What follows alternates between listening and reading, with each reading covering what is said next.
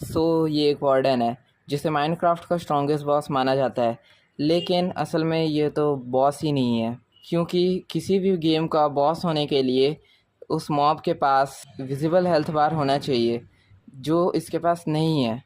इसलिए ये माइनक्राफ्ट का स्ट्रॉन्गेस्ट बॉस नहीं है, यहाँ तक कि बॉस भी नहीं है। तो ये है एंटर ड्रैगन, और तुम्हें तो पता ही होगा कि ये गेम का एक्चुअल बॉस है। इसे ही मार के हमारी गेम एंड होती है। और तुम यहाँ पास ऊपर में देख सकते हो कि इसके पास विजिबल हेल्थ बार है, और विदर के पास भी होती है, लेकिन वार्डन के पास नहीं होती है। इसलिए वार्डन गेम का बॉस नहीं है। तो अब आ जाते हैं हमारे मेन सवाल पे।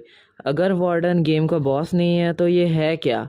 क्योंकि हम एक वार्डन को एक ज़ॉम्बी से थोड़ी कंपेयर कर सकते हैं। ये दोनों में कितना डिफरेंस है तो आपको भी पता है। ओके, तो गूगल ने तो इसके बारे में कहा है कि वार्डन गेम का बॉस नहीं है, असल में फोर्स ऑफ नेचर है। ओके, तो अब हम लोग विदर और वार्डन को कंपेयर करके देखते हैं कि इन दोनों में क्या डिफरेंस है और क्या चीज़ सेम है। ओके, तो सबसे पहले वार्डन के बारे में चीज़ें नोटिस करते हैं।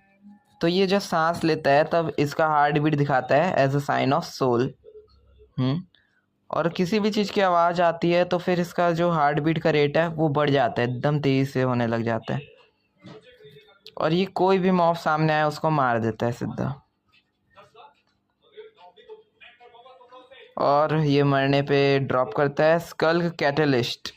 और स्कल के कैटलिस्ट कोई भी मॉब आसपास मरे तो ये अपना ये फैला देता है, स्प्रेड कर लेता है अपने आप को। और अब विदर को देखते हैं। तो विदर स्पॉन होता है सोल सैंड से, और सोल सैंड में भी सेम साइन रहता है, वही सोल वाला। ओके, और अब ये विदर स्पॉन होगा, और ये स्पॉन होते ही फट जाता है, और ये विदर जिसको भी देखता है उसको मारने लग जाता है। जैसे कि अभी देखो ये क्रीपर को मार रहा है, लो मार दिया इसने। और ये मरने पे ड्रॉप करता है एक नेदर स्टार, जिससे हम एक बीकन बना सकते हैं, और बीकन की लाइट जाती है सीधा हेवन में। तो मेरी तो थ्योरी है कि वार्डन जो है वो बहुत सारे सोल, नेचर और एक किंगडम को बचाने वाले गार्डियन की बॉडी से बना है। और ये सोल अच्छी सोल है जो बस साइलेंस चाहती है ताकि वो अच्छे से सो पाए। और गॉड ने इन्हें परमिशन नहीं दी है कि ये हेवन में जा सके, क्योंकि इन लोगों ने शायद कुछ अच्छे काम नहीं किए हैं, इसलिए ये अर्थ पे ही रहते हैं। तो अब warden, elder guardian, iron golem, इन तीनों को कंपेयर करते हैं। इन तीनों में केवल एक ही बात सेम है कि ये लोग गार्डियन है किसी न किसी जगह के।